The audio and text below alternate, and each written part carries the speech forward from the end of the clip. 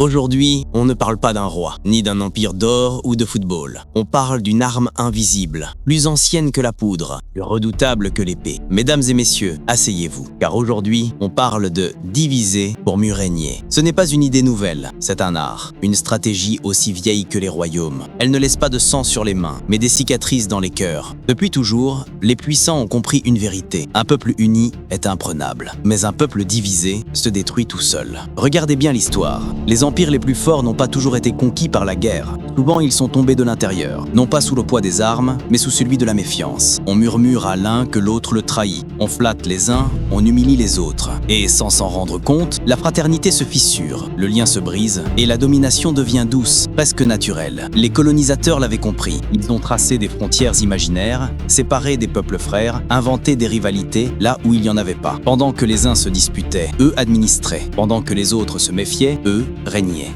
Mais ce stratagème ne s'arrête pas au passé. Non, il vit encore aujourd'hui, sous d'autres visages, dans les discours politiques, dans les débats enflammés, dans les réseaux sociaux. On ne divise plus avec des murs, mais avec des opinions. On ne conquiert plus des tels, mais des esprits. Et c'est cela le plus dangereux. Quand la division devient une habitude, quand la haine devient un réflexe, le pouvoir n'a même plus besoin de se battre. Il observe, pendant que le peuple s'épuise à s'opposer. Mais il y a une chose que les puissants oublient souvent, une vérité aussi simple que le lever du jour. Aucun mur ne résiste à la conscience. Aucune manipulation ne dure face à l'unité. Le jour où les hommes se regarderont non comme des adversaires, mais comme des frères, ce jour-là, le pouvoir changera de camp. Alors que retenir? Que la division est un piège élégant, une prison sans barreaux où l'on enferme ceux qui ne savent plus écouter. Et l'unité, elle, est une arme silencieuse. C'est par elle que les peuples renaissent, que les nations se relèvent et que la lumière finit toujours par vaincre l'ombre. Je ne fais pas de politique, j'observe juste et lis des histoires. Et l'histoire, elle, a toujours récompensé ceux qui savent rester unis.